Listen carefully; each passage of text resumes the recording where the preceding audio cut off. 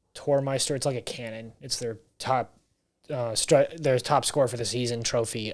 He was very keen on signing for Real Madrid, and that was the team he said was his dream team, like the kind of the one you put the posters up as a kid for. Mm-hmm. Now he's at Barcelona, their direct rival, and I mean that's obviously not something you can really control as a player unless like you're a player of the status of, I don't know, Messi, Mbappe, Haaland, whatever. You know, the lucky men of the world. And so, obviously you take what you can get. And Pierre has secured this, at this point, I think he's 31 or 32, his last move, probably. So he's got to capitalize on this now. And he's secured a nice, I assume, salary at a very prestigious club that is in a rebuilding process. And he knows this. He knows what he's getting himself into. He knows what he's left. So, especially the state of AFCON with him and Gabon, health issues, all of it. Maybe a declining set of talents that he has now for soccer. He was blindingly fast at Dortmund. And maybe he's less so now. That could be part of the Arteta's play style. Could be something else. Like, so much of this is speculation. Yeah. And so, to try to get into his headspace at Barcelona is difficult, but I have to think this is part of a rejuvenation. Fresh team, fresh faces, fresh enthusiasm to win. And maybe he can insert himself as a starter, edge out Ferran Torres, edge out Memphis Depay, edge out Luke de Jong, and try and win some trophies there. He publicly said he wants to win the Champions League with Barcelona. Obviously not this season, but, eventually. So we'll see. We'll see. I don't think it's a good signing, but Barcelona's made a bunch of those. They seem kind of lost. Like they lost their big ticket and they're trying to... You've seen the movie Moneyball, right? Yeah, of course. It's like that scene where they're like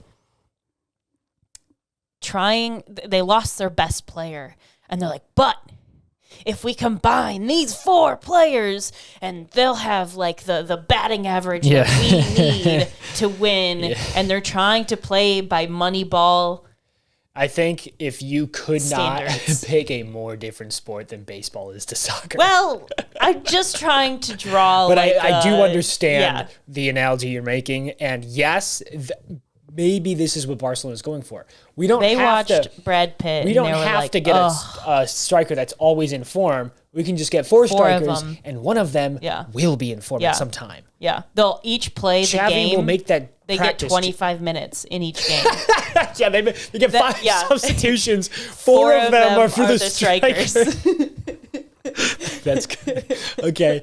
Hey, that might work. You get 25 minutes. I want you sprinting the entire time. Go. If you don't injure yourself, I don't want you on that field. Vamos! Yeah. So that'll be good. That'll be tough to see. I've always had a bit of a soft spot for Barcelona, if only because I Messi, and this is by no means a nuanced opinion, is such an electric player to watch. You always kind of expect something to happen when he's on the ball, and that was such a interwoven thing with him and FC Barcelona. So it kind of is, once he left, some of that magic kind of like went away, and you can just see what was going on behind the scenes at Barcelona, especially with the leadership that was there and the drama that is always surrounding that club in Spain. So it's been tough to see them going through this, but they are one of the biggest clubs in the world, and at one point the biggest club in the world. So it's not like they are a small club by no means. Oh no, look at me and Barcelona. It's not that. So I think they'll be fine overall. But that is all to say, they are dumb sometimes. They're just so dumb. They're so dumb. Big dum-dums. So dumb. Frankie de Jong, Ousmane Dembele, all question marks for this summer. Serginho Dest, who's tied for second in assists this season for FC Barcelona. Sorry, I wanted to sneak that in there. I was looking at his stats on FBref the other day for Barcelona, and he's tied for second. Why? What is Xavi not like? I want to know. Sergiño Dest kind of looks like he's got like a really, really bad attitude on average. Like he's got a scowl, you know? It's fine. It's just it's his resting face. You can't fault the guy for that, but he just kind of looks like he's got an attitude. And this is going off of just how he looks when I look at his face while he's playing. That's it. That's the only thing I'm basing this off of. But I don't know what has Xavi not seen him? Why does he? And Dani Alves came back. I get that. I get there's like a bit of nostalgia, a bit of camaraderie there as like a former colleague, basically. So maybe, but come on, man. He's only 21, 20. He's young. Just play the guy. Dani Alves is a locker room guy. He's no longer this starting right back. He's 38. Start Dest. Hashtag Dest in. Destin Hoffman. Destiny. Destinies. Oh. Destinies. Destiny. Destinies. Okay, we'll close with that. Well, look, it's all over. Thanks The for plastics are all listening. done. Yeah. Thank you. Maddie, where can you reach us? You can find us anywhere you listen to podcasts. We are also on Instagram at Plastics Podcast, on Twitter at The Plastics Pod. You can email us at plasticspodcontact@gmail.com.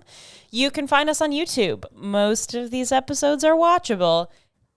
Yeah, we're working on uploading those episodes. Yeah, it's just Time. yeah. Time. And motivation. Hey, but cool thing, we are able to advertise on Instagram now. Woo! Yeah, you heard us, Instagram? No, Facebook did. I'm sorry, Meta did. Yeah, well, Whoever it's they all are. the same thing. I do have one last thing to say. Yeah, what's up? One team made a huge signing this week, and that was the Brentford Bees. We talked about them already. We talked about the last episode. Did we? Yeah. Did we say it was for sure? Yeah. You said it was for sure. And then you guys said no. But you said it was for sure. Yeah, and then you disagreed with me, and I just want to say publicly, the Bees have him. Are you keeping this in? I don't have to. Christian Eriksen signed for Brentford.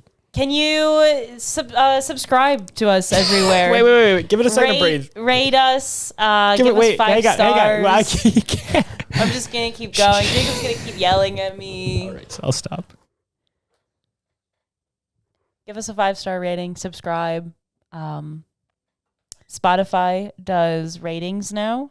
We have 4 or 5-star ratings so far. From who? I don't know. Is one of People them that enjoy our podcast. Is one of them from you? Yeah. Okay. Sorry, we'll cut that one.